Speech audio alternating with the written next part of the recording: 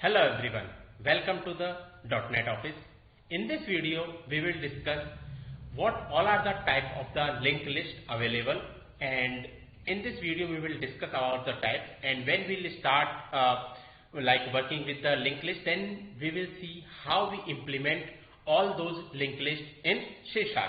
So when we talk about the type of the linked list, so basically there are three type of the linked list. One is the singly linked list, doubly linked list, and circular singly linked list.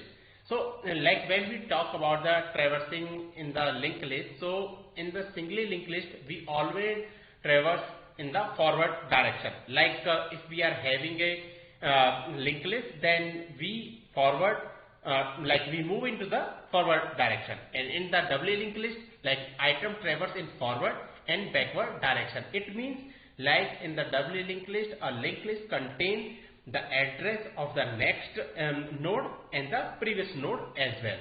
And into the circular singly linked list means last element contain link to the first element as next.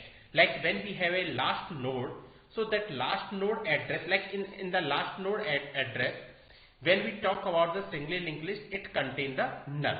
But in case of the circular singly linked list, the last node reference or address contain the address of the first node. At point of this time, it is a little confusing. Like when we will start working, we will explain it in the C# like how we implement it. So let's discuss about it. Like as I explained, like in the singly linked list, so basically like we traverse into the forward. So for an example, like here I am having the node that is this is the first node, and here we store the data as a 3. Now the next part, it contains the address, and the address is basically of the next node, and so on. But at the last node is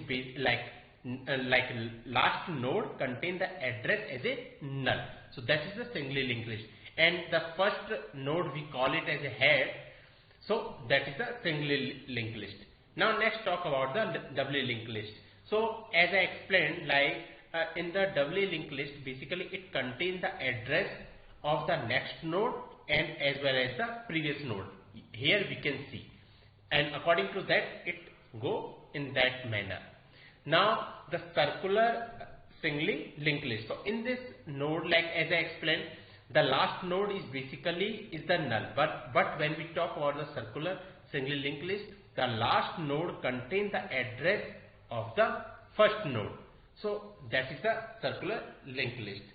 So these are the basic type of the linked list. In the coming video, we will understand briefly like how we create the linked list and how it works, and we will understand in the deep manner, and we will implement same in the C#. So that's it for this video.